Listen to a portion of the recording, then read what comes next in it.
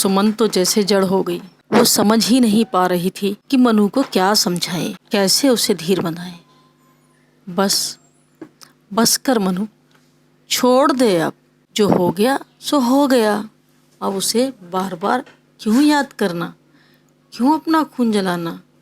तू देख लेना, मैं अच्छी तरह से जानती हूँ, देविका को भी कोई बेटा नहीं होगा। अरे तू क्या सोचती है, बेटा पैदा करना औरतों के हाथ में है? आदमी भी जिम्मेदार होता है, देख लेना बेटा। मनु अब तक सुमन को पकड़कर सुबकियां भरे जा रही थी। मौसी, बहुत दुखता है दिल। क्या कहूँ बच्चियों से, उनके पापा को बेटा चाहिए और वो।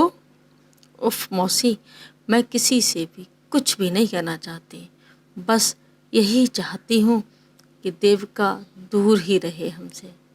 भगवान की यही मेरे ऊपर मेहरबानी होगी। लेकिन देविका तो वो भी नहीं करती, अक्सर हमें कहीं ना कहीं धमकाने के लिए या नीचा दिखाने के लिए पीछे नहीं हटती। आपको पता है, जब हम पुराने घर में रहते थे, उन दोनों ने अलग क्वार्टर किराए पर ले लिया। मम्मी के चले जाने के बाद मैंने सोचा कि मैं स्वीकार कर लूँगी अपनी किस्मत मानकर, लेकिन मौसी ऐसा नहीं हुआ। वो धमकियाँ देती है और तंत्र विद्या से डराती है। मैंने तो भुगता है उसका तंत्र ज्ञान। आपको क्या करूं, आप बताओ। किसी को कुछ नहीं कहना, अपनी मौज में रहना।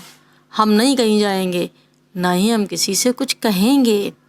पर अब खुद को संभालो बेटा, अपनी बेटियों को लायक बनाओ। सुमन ने मनु को धीरज बनाते हुए कहा। जी जी मौसी,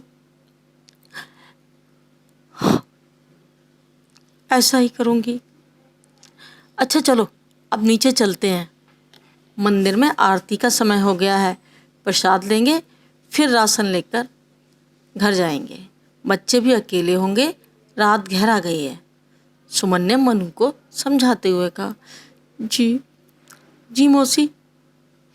आंसू को समेटते हुए मनु और सुमन वहीं पास के शिव मंदिर में चले गए। आरती की, प्रसाद लिया और घर आ गए। शालू और सानिया दोनों कल पापा के संग खरीदे गए गिफ्ट और खिलौनों में व्यस्त थे। शालू की ड्रेस और सानिया अपने जूते